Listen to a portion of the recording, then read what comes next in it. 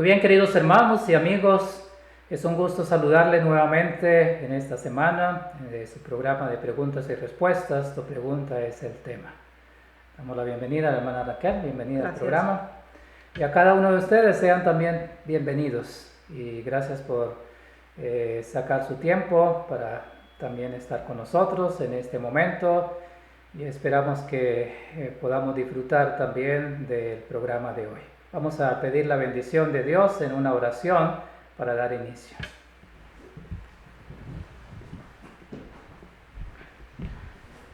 Padre nuestro que estás en los cielos, gracias te damos por la oportunidad que nos regala de poder también hoy tener este privilegio de poder presentarnos delante de ti, agradecidos por todas las bendiciones recibidas de tu mano.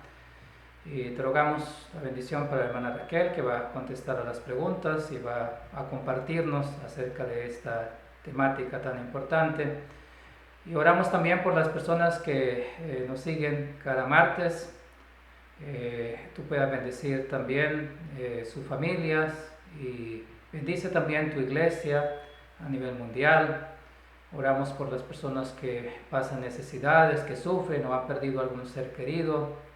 Tú puedas fortalecer sus corazones. En tus manos queremos colocarnos en el nombre del Señor Jesús. Amén.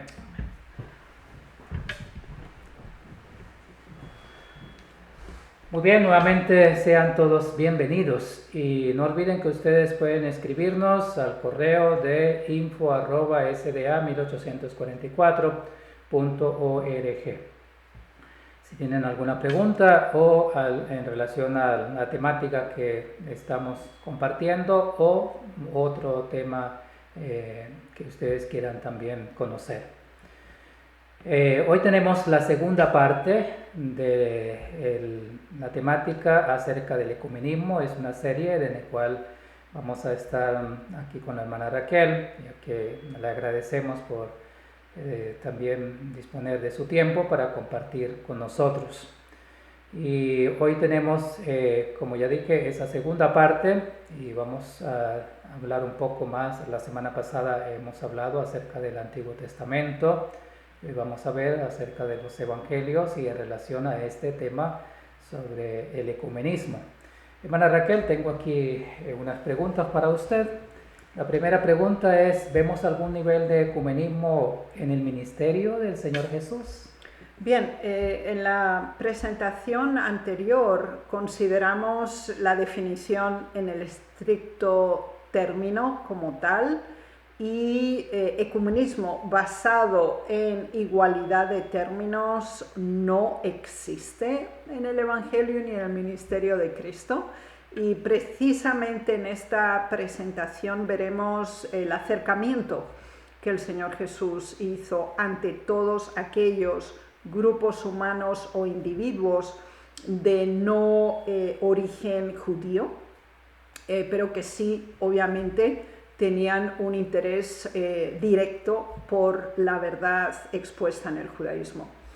Muchas gracias, pero ahora tengo una pregunta y es la siguiente, es en relación a si hay alguna diferencia entre inserción o incorporación y compromiso mutuo igualitario, en relación también al ministerio del Señor Jesús. Sí, creo que esa pregunta para establecer diferenciación terminológica es muy importante en el sentido que ecumenismo implica una base común de acuerdo, considerando valores fundamentales que además son comunes e intercambiables. En el caso del ministerio de Jesús, por los informes con los que contamos en los 4 evangelios, lo cual nos da una panorámica mucho más extensa y relevante acerca de este tema, el Señor mantuvo un elemento clave y es la verdad proviene a quienes se le confió. Y en ese sentido el principio era la incorporación, la inserción de los que originalmente no estaban en el pacto, que eran los no judíos, para que sí podían formar parte pero no en términos de permanencia en su condición, sus valores, sus creencias originales, sino que debía haber una incorporación. Muy bien, el Señor Jesús llegó a muchas personas que no eran de su pueblo, judíos como tal. ¿Nos puede resumir entonces qué principios Él usó para alcanzar esa clase de personas? El primer principio es que en la mayoría de los casos Él facilitó el encuentro. Vamos a considerar, por ejemplo, el ejemplo de la mujer sirofenicia o cananea, donde Él fue al encuentro. Es decir, el Señor conocía que había una necesidad, que había una solicitud apremiante, por lo tanto, Él facilitó. Esto es muy importante, es un primer elemento de acercamiento. Otra segunda modalidad muy importante es ofrecer ayuda, servicio, sanación. Y este elemento es remarcable porque no solamente se facilita el contacto, sino que además se provee un beneficio. Y combinado con el previo, crea un elemento de cohesión y de atracción a la verdad significativa. Otro tercer elemento muy importante es la presentación de la verdad de la doctrina, en una forma clara, contundente y sin lugar a dudas. Es decir, en ningún momento Jesús mantenía la ambigüedad o una idea de cierta posibilidad de compromiso o de negociación. Es decir, era muy claro y contundente. Lo veremos en el ejemplo de la samaritana, donde le dice: la verdad viene de los judíos. Es decir, no había ningún lugar a dudas de cuál era el posicionamiento. Sin embargo, había acercamiento, había servicio y había ayuda. Ya, es muy interesante eso que usted dice, porque creo que lo debemos aplicar nosotros también en nuestro trabajo para la obra del Señor, de ese acercamiento, de poder prestar un servicio, poder llegar, pero sin comprometer la verdad, que fue lo que hizo el Señor Jesús y que debemos hacer nosotros para que las personas crean en la verdad como es en Jesús. Hermana Raquel, yo quiero darle un tiempo para que usted pueda ampliarnos más acerca de estas preguntas que hemos tenido. Por favor. Con la ayuda del Señor deseamos considerar las referencias que tenemos en los 4 evangelios. Vamos a centrarnos exclusivamente en esta primera fase del Nuevo Testamento y en específico el ministerio de Jesús. Va a ser de gran ayuda constatar 2 principios fundamentales. En la misión de Jesús, los no judíos formaban una parte integral. El segundo elemento es que el objetivo principal eran las nacionalidades dominantes de la época y también aquellos que geográficamente o culturalmente estaban y eran presentes en el área donde se encontraba la provincia de Judea, que en ese contexto no era soberana, sino que estaba directamente bajo el Imperio Romano.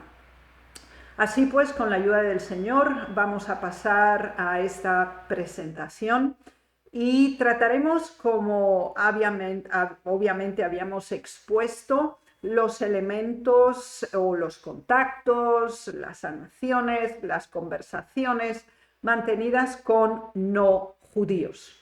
El primer elemento que tenemos que tener claro en este contexto es la genealogía. Y recordemos que para el Señor Jesús contamos de hecho con 2. Tenemos Mateo y tenemos Lucas. Uno está basado en la genealogía masculina, el de Lucas en la genealogía femenina. Esto es importante porque recordemos que la identidad de Jesús tenía que ser clara y contundente, ningún tipo de ambigüedad.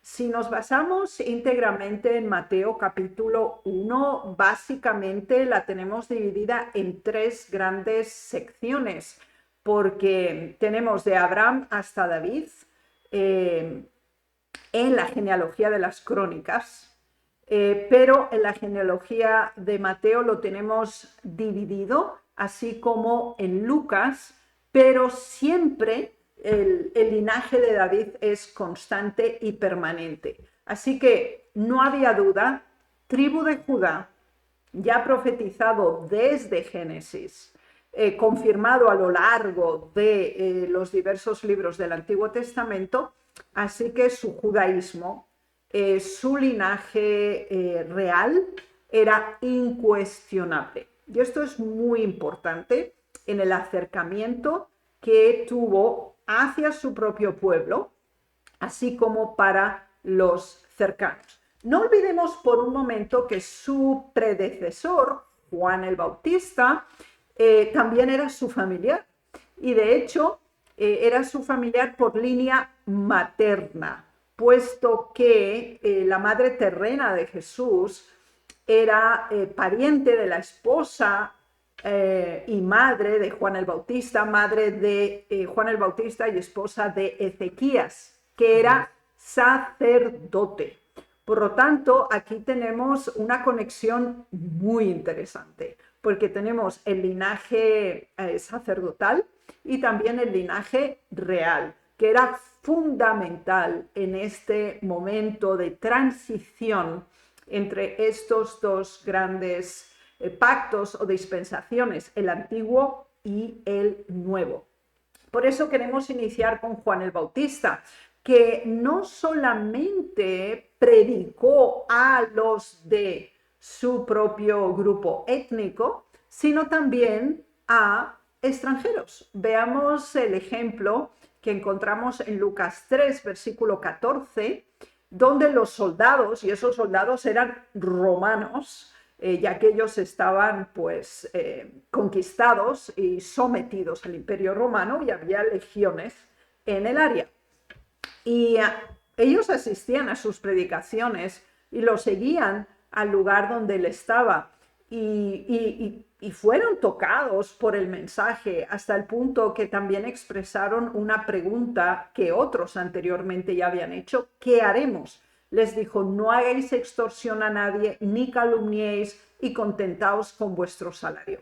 Esto es muy interesante porque Juan el Bautista, por su presencia, por su apariencia y por su predicación, correspondía al elemento profético previo al ministerio de Jesús.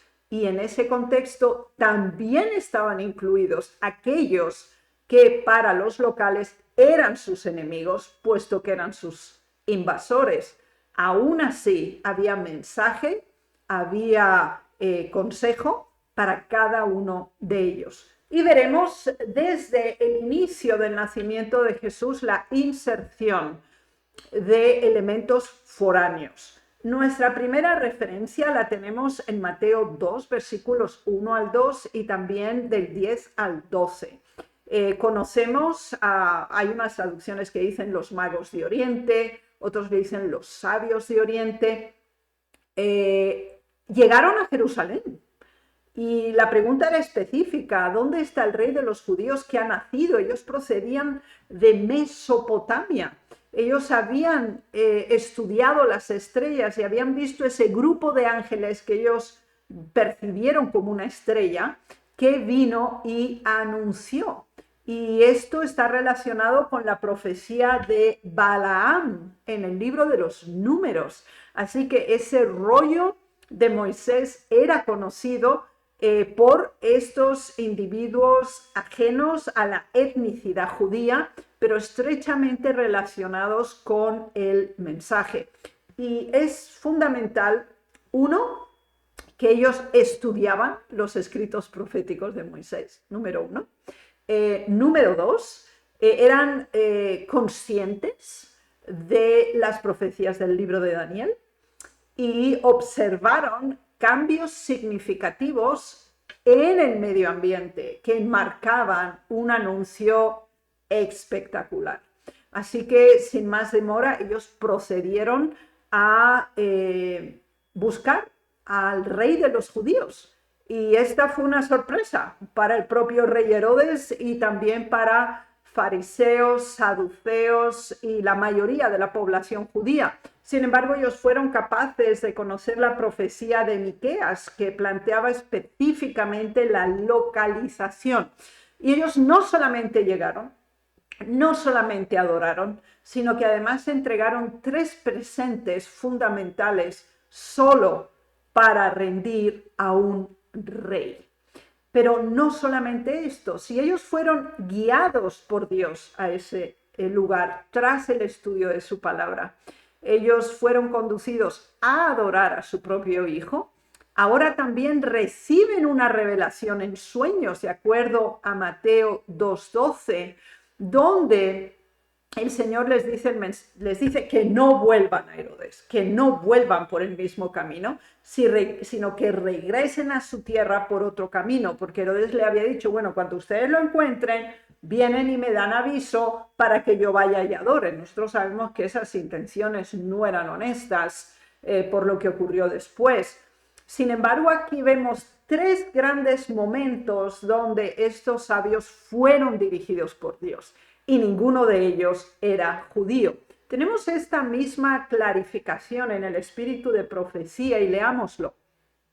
Estos sabios eran filósofos y habían estudiado las obras de Dios en la naturaleza, en las maravillas del cielo, en la gloria del sol, la luna y las estrellas. Rastrearon la mano de Dios, no eran idólatras. Vivían a la altura de la tenue luz que los iluminaba. Los sabios expusieron claramente su misión. Buscaban a Jesús, el rey de los judíos, pues habían visto su estrella en el oriente y habían venido a adorarlo. El advenimiento de Cristo fue el acontecimiento más grande ocurrido desde la creación del mundo. La mirada de Dios estaba sobre su Hijo en todo momento. Los regalos que les trajeron los sabios a José y a María los sostuvieron durante su estancia en Egipto. Así que Dios usó los bienes dados por estos extranjeros, conociendo ya que él debía huir a Egipto, y ellos vivieron basados en estos dones que recibieron. Así que vemos que Dios proveyó para el bien de su Hijo con fondos foráneos. Y esto es realmente significativo porque no solo aceptó su adoración, sino también sus presentes. Y eran seguidores del Dios del cielo, no eran idólatras. Y el Señor los insertó en este momento histórico tan importante. Veamos a la mujer samaritana. Es un evento conocido, también la conversación que ellos mantuvieron. Sin embargo, deseamos enfatizar 3 elementos fundamentales. Nosotros sabemos, basado en Segunda de Reyes 17, el origen de los samaritanos. Ellos eran idólatras, eran paganos, habían sido transferidos a un nuevo asentamiento desde los territorios de Mesopotamia alrededor de los años 723-722 tras las deportaciones masivas de población del estado del norte de Israel a cargo del imperio neo-asirio, y ellos repoblaron esos territorios. Conocemos también las dificultades con Esdras y Nehemías, inclusive anteriormente con Zorobabel, pero este grupo humano especifica en las declaraciones de esta mujer samaritana una pregunta clave que definía la hostilidad existente entre ambos grupos étnicos y religiosos.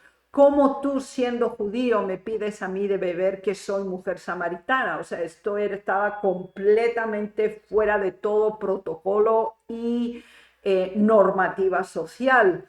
Pero para el Señor no había unas limitaciones protocolarias para la predicación del Evangelio. Ella introduce temas doctrinales polémicos, como sería en qué monte debemos adorar, el de Gerizim o el de Jerusalén. Cuando han estudiado Esdras y Nehemías, saben la problemática que se dio en este asunto. Pero el Señor Jesús es claro, contundente y final. Y les dice, versículo 22 de Juan 4, vosotros adoráis lo que no sabéis. Nosotros adoramos lo que sabemos, porque la salvación viene de los judíos, más la hora viene y ahora es cuando los verdaderos adoradores adorarán al Padre en espíritu y en verdad, porque también el Padre tales adoradores busca que le adoren. Es remarcable los principios que encontramos aquí. El ministerio de Cristo era un proceso o una condición transicional, porque dice, nosotros sabemos lo que creemos y la salvación viene de los judíos, primero porque él mismo era el Salvador, pero lee a esta mujer, la cual transferiría parte a sus coterráneos este mismo mensaje, es que llega un momento en que no es importante tu etnicidad, tu raza, tu casta o tu origen racial o cultural, sino únicamente la palabra de Dios, que procede de una sola fuente. Aquí no vemos que hay una pluralidad, un compromiso, una forma equitativa de compartir verdad. El Señor es absolutamente contundente en este punto. No por ello rechaza, sino todo lo contrario. Veamos en el deseo de todas las gentes. Ahora buscaba derribar el prejuicio de este samaritano, en este caso esta samaritana, contra los judíos, al referirse a que la fe de los samaritanos estaba corrompida por la idolatría. Declaró que las grandes verdades de la redención habían sido confiadas a los judíos y que de entre ellos había de aparecer el Mesías. En las Sagradas Escrituras tenían una clara presentación del carácter de Dios y los principios de su gobierno. Jesús se clasificó entre los judíos como aquellos a quienes Dios les había dado un conocimiento de sí mismo. Esto es muy importante. Es decir, vemos que el linaje, la secuencia profética del pasado, el presente y el futuro, el Señor Jesús lo clarifica ante esta mujer y reiteremos de nuevo esta declaración. Mas la hora viene, es decir, en el futuro, y ahora es decir, en este momento, aunque la verdad fue confiada a un grupo humano, esto va a tener una proyección que superará los límites geográficos y culturales. Consideremos por un momento, disculpen, aquí hay un error tipográfico en relación a la cita bíblica, es de la presentación anterior. Aquí se refiere cuando Jesús envió por primera vez a los discípulos en su primer viaje misionero, y vamos a leer la cita del deseo de todas las gentes. Dice, los discípulos en su primer viaje misionero debían ir únicamente a las ovejas perdidas de la casa de Israel. Si los judíos querían recibir el evangelio, Dios se proponía convertirlos en sus mensajeros a los gentiles. Por lo tanto, ellos eran los primeros en escuchar el mensaje. En este primer viaje, los discípulos debían ir únicamente a donde Jesús había estado antes que ellos y donde había hecho amigos. No debían entrar en las sinagogas ni convocar a la gente para el servicio público. Sus esfuerzos debían concentrarse en la obra de casa en casa. Y esto es muy importante porque debe haber una prioridad. Ahora el mensaje estaba dirigido fundamentalmente hacia el pueblo judío. Recordemos la profecía de las 70 semanas o 490 años de Daniel 9, donde había un periodo específico asignado. Esto no impedía la inserción de otros pueblos o individuos ajenos al judaísmo. Sin embargo, ellos eran los depositarios de esta verdad y para ellos se le daba la prioridad en este contexto y en esta primera gira misionera en que el Señor envió de dos en dos a los discípulos, pero veremos que hubo otras más. Sin embargo, en el intertanto tenemos a la mujer cananea o a la mujer sirio-fenicia, y esto es muy remarcable. En Mateo 15, 21 al 28 tenemos básicamente la recolección de este encuentro. El espíritu de profecía nos aclara que el Señor se encaminó a este encuentro con una mujer que clamaba, necesitaba imprescindiblemente la presencia de Dios, de la región de Tiro y de Sidón, es decir, completamente al norte del territorio de Galilea. Y hay varios elementos a considerar en las declaraciones de esta mujer. En ningún momento se pasa por alto su origen étnico o cultural o geográfico. El versículo 22 dice: y aquí una mujer cananea clamaba diciendo: Señor, hijo de David, ten misericordia de mí.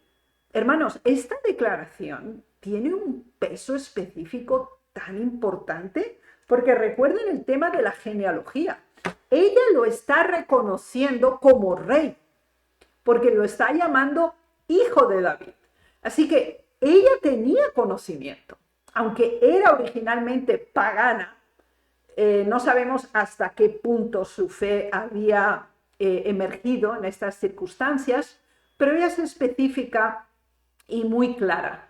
Ahora, el espíritu de profecía nos explica que Jesús se comporta como lo hubiera hecho un judío tradicional en su primera fase conversacional y le responde.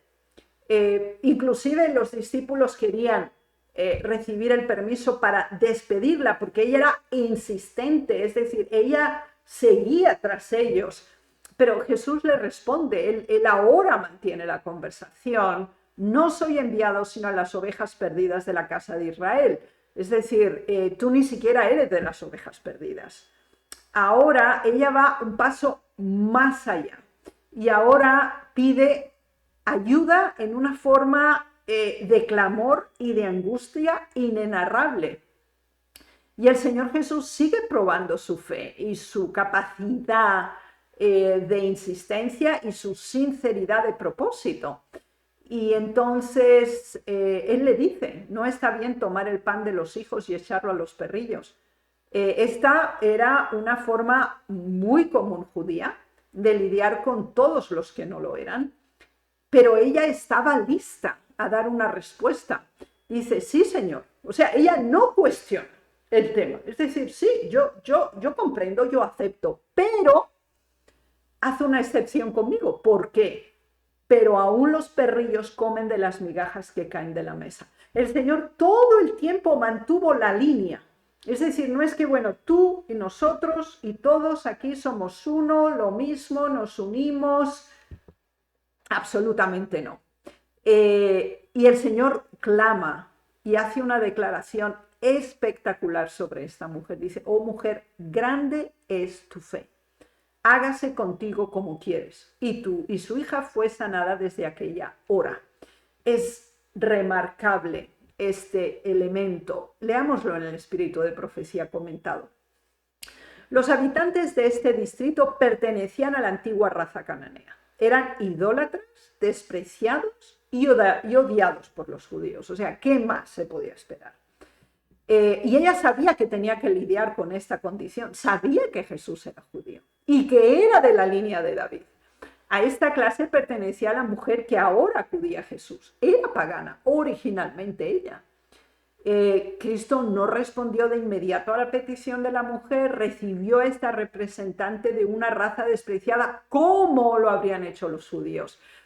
La mujer exigió y defendió su caso con mayor fervor, postrándose a los pies de Cristo y clamando: Señor, ayúdame.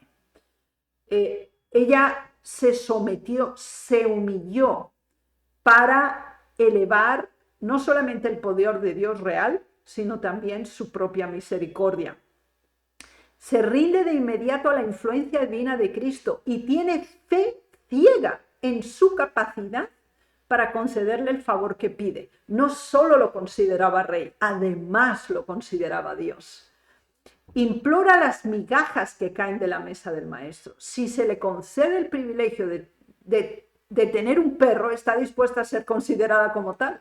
No tiene prejuicios, ni orgullo nacional, ni religioso que influye en su proceder, y reconoce de inmediato a Jesús como el Redentor capaz de hacer todo lo que le pida. Ella no tiene cuestionamiento. Bueno, si tú haces esto por mí, entonces yo me voy a convertir. Si tú demuestras que me aceptas, entonces, bueno, yo me quedo... No, no hay tratos aquí. No hay ningún tipo de negociación. Ella lo reconoce como el único Dios verdadero. Lo reconoce como rey y el único que la puede ayudar. Y algo más interesante, ella sabe que tiene el poder para hacerlo. Y está dispuesta a ser declarada perro si es necesario. Así que no hay precondiciones, no hay prerequisitos para aceptar la verdad, sino la salvación es la motivación. Vamos ahora con un samaritano. Y este no es la mujer samaritana, es un cierto samaritano. Y es muy interesante porque es la conocida, denominada parábola del buen samaritano, que de hecho no era una parábola. El espíritu de profecía nos dice que eso fue un hecho real que sucedió. Y el Señor lo menciona justo ante la pregunta capciosa que le hicieron en cuanto a ¿quién es mi prójimo? Entonces, él usa este evento que era reciente, estaba fresco en la memoria de sus oyentes. ¿Y a quién pone de ejemplo? No al sacerdote, no al levita, que era la máxima autoridad religiosa y el ejemplo espiritual a seguir, sino que a un samaritano. Y esto es muy interesante. Dios hizo el mensaje codificado que Dios hizo aquí estaba relacionado no con la etnicidad, no con el grupo religioso, sino con los valores y las obras. Y esto es muy importante. Para responder a la pregunta, ¿quién es mi prójimo?, Jesús presentó la parábola del buen samaritano. Sabía que los judíos consideraban prójimos solo a los de su propia nación y despreciaban a los gentiles. Pero aquí el Señor tenía una doble narración, porque se supone y se sabía que este hombre que estaba herido era judío, pero aún así los de su propia nación, como eran los sacerdotes y los levitas, no le ayudaron. Y aquellos que sí eran despreciados, los gentiles, que los llamaban perros, incircuncisos, impuros y contaminados, él no tuvo problema en ensuciarse, en rebajarse, en perder su tiempo, invertir su dinero y ayudar a este que posiblemente no lo hubiera ayudado a él, si era judío. Así que una vez más, Cristo se negó a entrar en controversia, punto 1. Y 2, respondió con un mensaje que debía alertar. La ayuda, el servicio, jamás puede depender de nacionalidad, de raza, de idiosincrasia o de denominación. Y esto es muy significativo. Veamos otro ejemplo. Hasta ahora hemos visto una mujer cananea, samaritanos, un hombre, una mujer samaritanos. Hemos visto a mesopotamios, babilónicos y asirios que vienen cuando Jesús nace. Y ahora vamos con los romanos, que eran los archienemigos del pueblo, considerando que ellos eran los invasores, los recolectores de impuestos y los que les hacían recordar que ellos no eran una nación independiente. Y aquí tenemos en Mateo 8, yo les recomiendo que lean todo el capítulo, vamos a citar solo 2 versículos, y este es el centurión, así que era militar, tenía un cargo importante, era un oficial romano, pero tenía características muy interesantes, porque él se acerca a Jesús. Los fariseos inclusive lo habían recomendado porque dijeron, este centurión nos ha ayudado a nosotros, ha invertido en nuestra sinagoga. Esto era importante. Ahora, el Señor no toma en consideración las recomendaciones, sino ensalza la actitud del centurión. Y esto es muy importante, porque esto es paralelo con la transición o el caminar que tiene Jesús a la casa de Jairo, que era un dirigente de sinagoga. Y la hija, primero, cuando él se aproxima y le pide, ven a mi casa, todavía la hija vivía. Después vienen y le dicen, mira, no molestes al maestro, ella ya ha muerto. Este era un pagano, era un extranjero, era un militar. Y él no le pide, ven a mi casa, absolutamente. Señor, no soy digno de que entres en mi techo. Solamente di la palabra y mi criado sanará. Es decir, un judío le exige que vaya a su casa y lo considera como un honor, o él cree que debe ser un honor, que Jesús sea invitado a la casa de un dirigente de la sinagoga. Este centurión era superior económica, culturalmente, en todos los términos, y reconoce la superioridad de Jesús. Y le dice, mira, yo no soy digno, pero si tú hablas, yo sé que Él se sana. Es espectacular la declaración. Y Jesús da un énfasis fundamental. Entonces Jesús dijo al centurión, ve y como creíste, te sea hecho. Y su criado fue sanado en aquella misma hora, porque cuando él llega pregunta, ¿cuándo es que él se sanó? Y dijo, cabal. Fíjense que es interesante, porque él fue a la casa de Jairo, porque esa era la petición, pero en ese camino ya se sanó el siervo del centurión. Pero él llegó hasta la casa, porque esa había sido la petición. Así que si él hubiera pedido en ese momento, sana a mi hija, no hubiera sido necesario ir a su casa y ni siquiera hubiera muerto. Es remarcable este punto. Y aquí el Señor Jesús hace un contraste. Y el espíritu de profecía lo enfatiza. Cristo le había dicho al noble cuyo hijo sanó, si no veis señales y prodigios, no creeríais. Le afligía que su propia nación exigiera estas señales externas de su mesianismo. Una y otra vez se había maravillado de su incredulidad, pero se maravilló de la fe del centurión que acudió a él. El centurión no cuestionó el poder del Salvador, ni siquiera le pidió que viniera en persona a realizar el milagro. Di la palabra, dijo, y mi criado sanará. Este es otro grupo específico en el que el Señor trabaja y eran los romanos. Pero vamos con los griegos, que eran el centro de la cultura de la época.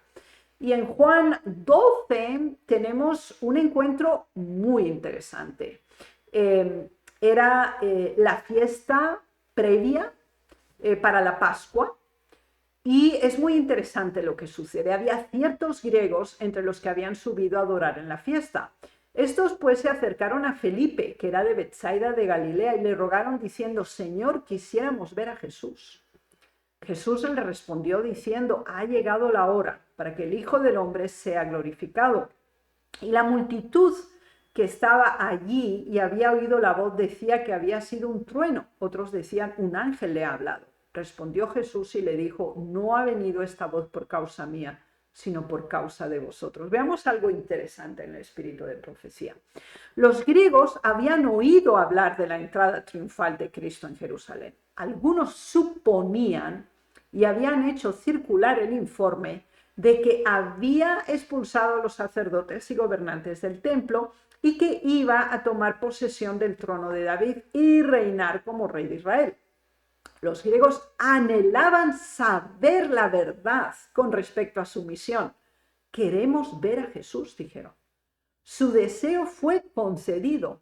Cuando se llevó la petición a Jesús, él estaba en esa parte del templo de la que todos, excepto los judíos, estaban excluidos, pero salió a los griegos en el atrio exterior y tuvo una entrevista personal con ellos. El mensaje de los griegos, prefigurando como lo hizo la reunión de los gentiles, trajo a la mente de Jesús toda su misión. Esta fue la última ocasión en que Jesús estuvo en el templo. Y es muy interesante que hubo 3 ocasiones en que la voz del Padre se escuchó. Unos lo entendieron como un ángel, otro como truenos. Fue en ocasión del bautismo de Jesús, fue en ocasión de el momento en que Juan, Pedro y Santiago vieron la transfiguración de Jesús, la segunda, y esta fue la tercera, en ocasión de los griegos. Y fue previo allá la salida para Getsemaní y posteriormente el arresto, la pasión, crucifixión y muerte de Jesús. Así que el Señor Jesús, como judío circuncidado, estaba en la parte interior donde solo hombres judíos podían estar, pero ellos no eran circuncidados, por lo tanto estaban en el atrio exterior donde estaban los extranjeros o los prosélitos no circuncidados. Así que él sale y conversa con ellos. Y la pregunta era específica, el deseo, queremos ver a Jesús. Querían tener un contacto personal, había una búsqueda y el Señor contesta a esa búsqueda y el Padre se revela para confirmar a partir de ese momento una apertura formal al mensaje hacia aquellos que querían ver a Jesús. Algo muy significativo también lo tenemos con los endemoniados de Gadara. Fíjense que ellos no eran judíos, aunque en esa área vivían ciertos judíos, la mayoría eran paganos. Y es interesante que estos gadarenos, que eran paganos, de acuerdo al espíritu de profecía, estaban endemoniados, pero los demonios, cuando se encuentran con Jesús, lo declaran hijo de Dios, los demonios. Y dice, bueno, no es tu tiempo todavía.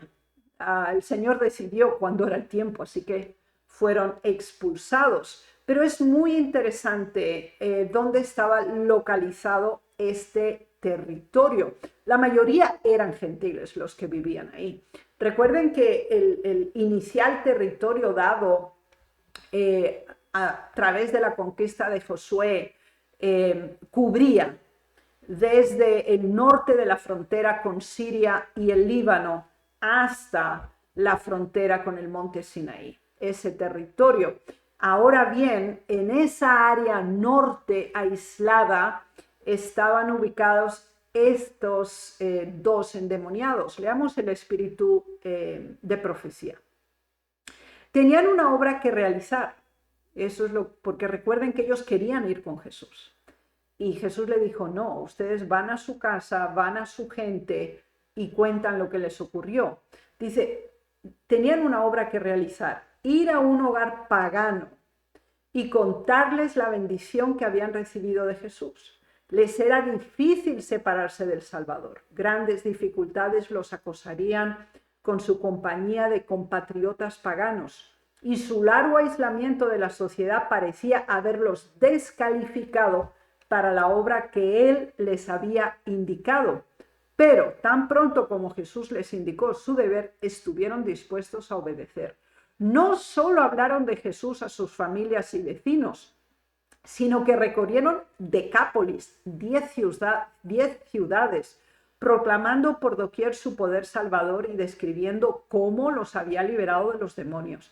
Al realizar esta obra, recibirían una bendición mayor que si solo por su propio beneficio hubieran permanecido en su presencia. Es al trabajar por difundir la buena nueva de salvación que nos acercamos al Salvador.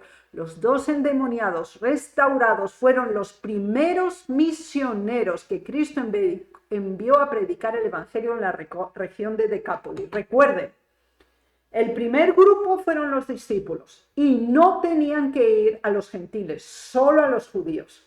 Ahora el Señor formó otro equipo de 2 y estos eran los anteriores endemoniados de Gadara y esos fueron el primer grupo de misioneros extranjeros no judíos a no judíos. Fíjense qué interesante cómo Dios planificó esta excelencia en la progresión del Evangelio. Sabemos que él regresó a ese lugar más tarde y en la siega estaba lista, porque la semilla había sido plantada y él fue recibido con gran alegría y hubo un gran conocimiento del Evangelio en esa área. Así que el Señor usó a no judíos para evangelizar a no judíos. Es muy significativo. Ahora nos vamos otra vez con los samaritanos. Fíjense que eran los más cercanos. Ese territorio inicial del Estado de Israel, los romanos lo dividieron en 3 provincias. Entonces tenemos la provincia Judea del sur, donde la mayoría eran judíos. Tenemos la del medio, que era Samaria, donde vivían estos anteriores deportados de los asirios. Y en el norte tenemos Galilea, donde había una mezcla de gentiles con judíos. Entonces ahora viene algo muy interesante, porque en Lucas 17 se nos habla de los 10 hombres leprosos que de lejos le pidieron a Jesús que tuviera misericordia de ellos. Y Jesús les dijo, bueno, vayan a los sacerdotes, y mientras ellos iban, fueron limpiados. Recuerden que los sacerdotes eran los que declaraban cuando la persona pues ya no estaba capacitada para vivir en sociedad porque su lepra era contagiosa, o también volver a revisarlos para comprobar si ahora sí calificaban para vivir en sociedad. Entonces, esto les pasó a los 10. El versículo 15 de Lucas 17 dice que así fue. Fueron limpiados en su camino. Pero ahora viene lo interesante. Entonces, uno de ellos, o sea, eran 10, solo uno, viendo que había sido sanado, volvió, glorificando a Dios a gran voz, y se postró rostro en tierra a sus pies, dándole gracias. Y ahora viene lo interesante. Y este era samaritano. Respondiendo, Jesús dijo, ¿no son 10 los que fueron limpiados? ¿Y los 9 dónde están? No hubo quien volviese y diese gloria a Dios, sino este extranjero. Fíjense que es importante. Para prestar el servicio, Dios no consideró, bueno, eran 9 judíos y uno era samaritano, bueno, este sí, este no. No.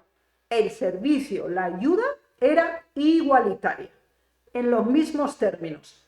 Pero lo que marcó la diferencia es que los 9 que eran judíos no regresaron, y sí vuelve el extranjero. Y veamos cómo lo describe el espíritu de profecía. Este hombre que regresó para alabar a Cristo era un forastero, un samaritano. Su nación era despreciada y odiada por los judíos. Cristo había sanado a los leprosos judíos, pero ninguno de los 9 regresó para glorificar a Dios por su obra en favor de ellos. Este samaritano, y esto es lo importante, creía en Cristo como redentor del alma y del cuerpo.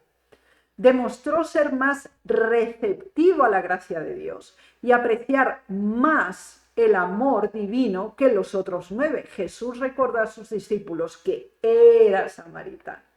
Así que cuando una persona que no es de la iglesia formalmente solicita un servicio, es nuestro deber, en la medida de nuestra capacidad, ofrecerlo y suplirlo.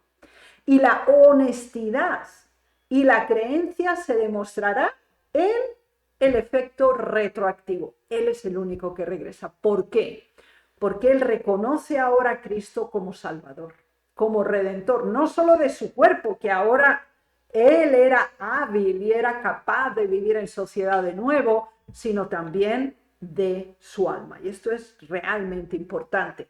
Ahora veamos otro grupo de misioneros. Recuerden, los discípulos como misioneros, los gadarenos como misioneros, a los no judíos, y ahora los 70 que también eran judíos. Aquí vemos un matiz muy interesante que marca la diferencia. Aunque la dinámica era la misma, descrita en Lucas 10, el Señor ya tenía 3 grupos trabajando. Tenía a los discípulos de 2 en 2, solo para los judíos. 1, 2. Tenía ahora a los 70 que los envía también de 2 en 2 y los manda a un territorio muy interesante, y lo vamos a leer. Y aparte tenía el tercer grupo que estaba trabajando solo con no judíos. Leámoslo. Cuando los 12 fueron enviados en su primera misión por separado, otros discípulos acompañaron a Jesús en su viaje por Galilea. Así que no es que ahora Jesús se quedó solo, no, él tenía otros discípulos que iba a instruir. Así tuvieron el privilegio de una relación íntima con él y de recibir instrucción personal directa. Así que es como un reciclaje, unos se van y otros vienen. Ahora, este grupo mayor también debía partir en una misión aparte. No es solo enseñanza, es práctica, es implementación. Las instrucciones a los 70 fueron similares a las que se habían dado a los 12, pero la orden a los 12 de no entrar en ninguna ciudad de gentiles ni de samaritanos no se les dio a los 70. Aunque Cristo acababa de ser rechazado por los samaritanos, lean el capítulo previo en Lucas 9, su amor hacia ellos no había cambiado. Cuando los 70 salieron en su nombre, visitaron en primer lugar las ciudades de Samaria. Fíjense qué interesante es esto.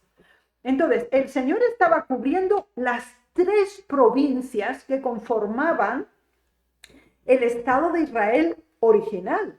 Entonces tenemos a los 12 con los judíos, a los 70 con los samaritanos especialmente, y a los gadarenos no judíos con los no judíos del norte. Pero ahora viene la gran comisión, que no tiene límites. Mateo 28, 18 al 20, es muy conocido. Y se nos dice, id y haced discípulos a todas las naciones. No hay diferencia, absolutamente ninguna. Pero el Señor en su ministerio ya hizo 3 áreas fundamentales. Uno, a los que conocían la verdad, pero tenían que reformarse y tenían que ser reevangelizados. Segundo grupo, a los que conocían parte, pero no completamente, los samaritanos. Otro grupo para ellos. Y a los no judíos, para no judíos. Pero ahora, al cerrar su comisión, la tenemos especificada y clarificada en el espíritu de profecía. El Salvador mismo, durante su ministerio terrenal, predijo la propagación del evangelio entre los gentiles. En la parábola de la viña declaró a los judíos impenitentes: el reino de Dios os será quitado. Pero fíjense que todavía quedaba 3 años y medio. Y será dado a una nación que produzca sus frutos. Así que estamos justo en el último periodo de gracia. Y después de su resurrección, comisionó a sus discípulos para que fueran por todo el mundo y enseñaran a todas las naciones. No debían dejar a nadie sin advertencia, sino predicar el evangelio a toda criatura. Y esto es remarcable en el contexto en el que estamos estudiando este importante tema. El proceso, la transición y también la orientación en la presentación del mensaje. Muchas gracias, hermana Raquel. Es bastante interesante en los evangelios, cómo el Señor Jesucristo trabajó en diferentes áreas. Aunque Él lo dijo, no he sido enviado sino a las ovejas perdidas de Israel, pero había muchas ovejas perdidas que estaban en diferentes naciones que necesitaban ser rescatadas. Y aquí encontramos algo interesante, es que una cosa es la incorporación, ¿no?, que hizo el Señor Jesús de esas personas para el trabajo que Él estaba haciendo, y no un compromiso que haya hecho con ellos para hacer un ecumenismo, podríamos decir. Exacto. Eso es lo que la conclusión que podemos llegar. No hay ecumenismo. En ningún momento se hizo trato, ni con los judíos mismos, ¿no? Tampoco. Porque quizás podríamos decir, bueno, es la nación que estaba predominando y tenía a los judíos como esclavos, y ahora tenía que hacer quizás un trato con los romanos para poder alcanzarlo. No vemos, de acuerdo a la presentación que usted ha hecho, en ningún momento que haya hecho algún trato especial con ellos. ha hecho un trabajo de ecumenismo como tal con ellos, sino que ellos fueron incorporados, fueron llamados, fueron aceptados también. Aquellos que se arrepentían, que venían buscando al Señor, lo reconocían también como el Hijo de Dios, eran también aceptados dentro del plan de la salvación. Es interesante esta presentación, hermana Raquel, muchas gracias por compartirnos. Gracias. Y si ustedes tienen preguntas en relación a este tema de hoy, a esta parte de hoy, ustedes lo pueden hacer y podemos contestar, o la hermana puede contestar en la próxima semana. El tiempo de hoy se nos ha ido y la próxima semana podemos entrar en alguna respuesta en relación a algunas de las preguntas que ustedes tienen. También queremos recordarles que si ustedes necesitan el material, ya la hermana también nos ha dicho la vez pasada, y para los que están hoy acá con nosotros, si ustedes necesitan el material, las diapositivas también se puede enviar. Es disponible. Solamente pueden escribirnos al correo de info@sda1844.org y allí solicitar las diapositivas y entonces le estaremos haciendo llegar. No sé si tenía alguna palabra de conclusión, hermana Raquel. Sí, hermanos, todo lo que hemos mencionado es muy conocido, es decir, no hay ninguna novedad en los eventos ni en los ejemplos que se han citado, pero sí es importante considerar la perspectiva. La verdad es única y el Señor la presenta desde la perspectiva profética. Es decir, Dios ha tenido un pueblo en singular, un solo pueblo, a lo largo de la historia de la humanidad. Lo hemos estudiado en el Antiguo, lo estamos viendo ahora en la primera parte del Nuevo, y eso se preserva a lo largo del tiempo. Entonces, el posicionamiento de la verdad es uno. Lo que se hace es extensión de mano, para inserción, no para coalición. Y esto es algo que realmente tenemos que entenderlo, porque veremos en las próximas presentaciones que cuando se dio ecumenismo, cuando se dio coalición, apostasía fue el resultado final. Así es. Muy bien, muchas gracias, hermana Raquel, nuevamente, y a ustedes también muchas gracias por habernos acompañado el día de hoy. Y si quieren saber más acerca de esta temática, entonces están invitados para la próxima semana. No sé si tenemos algo para invitarles a qué vamos a hablar la próxima semana. Sí, hablaremos de los 7 periodos del cristianismo, que es la primera parte de Apocalipsis. Oh, ya, interesante. Entonces, están invitados para que ustedes nos acompañen, no olviden, a la misma hora, el próximo martes. Y vamos a terminar con una oración, hermana Raquel, por favor. Gracias.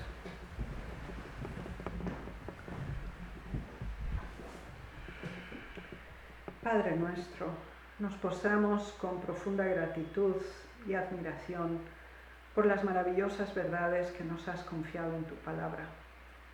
Alabamos tu nombre porque, aunque somos polvo y hierba, que hoy es y mañana no, has tenido a bien revelarnos no solamente tu verdad, sino también la modalidad de difusión. Por favor, ayúdanos a aprender de tu ministerio. Ayúdanos a servir, a compartir, a invitar, a buscar, a ir al encuentro de toda criatura y de todo ser humano y preservar la pureza de la verdad en la presentación de este último mensaje de gracia a la humanidad.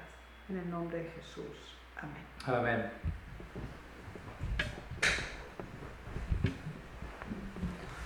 Muy bien, nuevamente muchas gracias por habernos acompañado el día de hoy y muchas gracias, hermana Raquel, por haber compartido con nosotros y nos vemos la próxima semana. También muchas gracias al departamento de multimedia, nuestro hermano Mark, quien hace posible también la transmisión de todos los martes. El Señor les bendiga.